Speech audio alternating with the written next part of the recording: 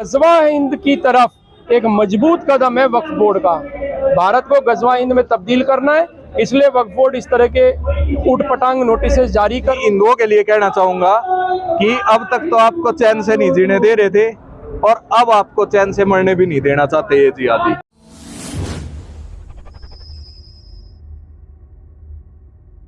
वक्फ संशोधन बिल का प्रस्ताव आते ही वक्फ बोर्ड तिलमिला उठाए। वह इसे मुसलमानों के खिलाफ बताते हुए लोगों को लामबंद करने में लगा हुआ है। हालांकि साल 2019 में दिल्ली अल्पसंख्यक कल्याण बोर्ड की एक रिपोर्ट में जो दावे किए गए हैं उसे देखकर तो यही समझ आता है कि ना खाता ना बही।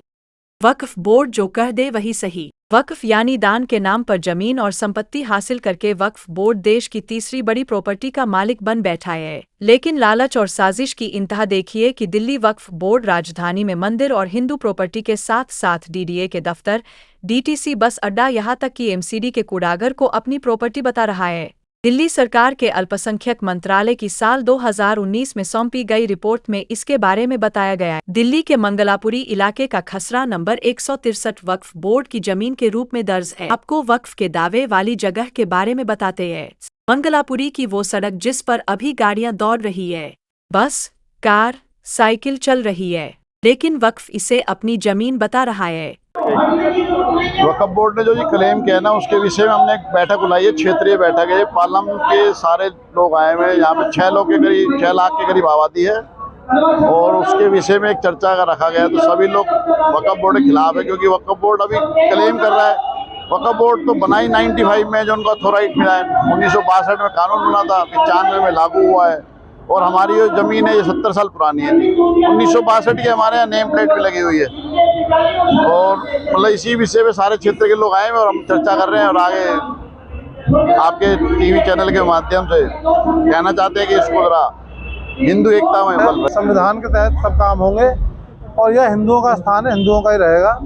आप ये समझ लो, इस देश में हिंदू इतना सहनशील है कि आज़ादी के बाद 50-60 साल कोर्ट में लड़के राम मंदिर का केस जीतने के बाद ही मंदिर बनाया है। हम किसी की ज़मीन पर अतिक्रमण नहीं करते, लेकिन अगर हमारी ज़मीन पे, हमारे धार्मिक स्थलों पर कोई अतिक्रमण करने का प्रयास करेगा तो जिस भाषा में वो समझेगा उस भाषा में उसको जवाब देंगे, कानूनी रूप से अपनी कार्रवाई को करेंगे।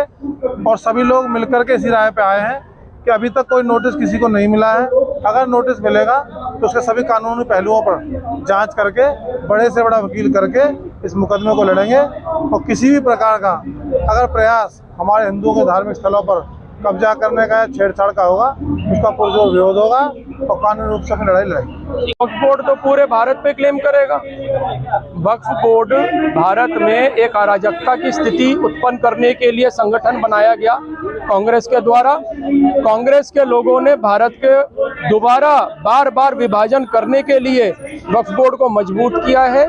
इसीलिए केवल ये शमशान घाट मंगलापुरी का नहीं, तमिलनाडु में सैकड़ों साल पुराने मंदिर पे, गांवों में इन्होंने अपना क्लेम किया है। ऐसे करके कई स्थान है। गज़वा हिंद की तरफ एक मजबूत कदम है वक्फ बोर्ड का।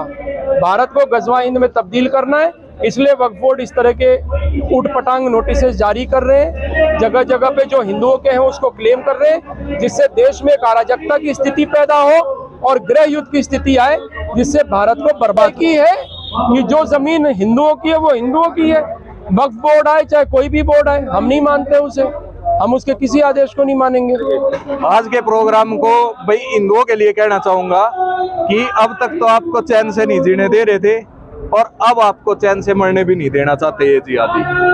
और उसी के तहत जो पालम और मंगलापुरी गांव है, ये कई वर्षों पुराना गांव है भाई, सब जानते हैं। आसपास से इन्हीं गांव की जमीन पे एयरपोर्ट भी बना है और जहाँ पे इनके पूर्वजों को अब तक अंतिम संस्कार होता आ रहा था, शमशान भूमि, उस शमशान भूमि तक पे, मंदिरों पे तो कराया ही है, शमशान भूमि पे भी वक्फ बोर्ड ने दावा ठोक दिया है। तो वक्फ बोर्ड का माँ मरी थी या फूफा मरा था, कौन मरा था जो यहाँ पे आके दावा ठोक रही है।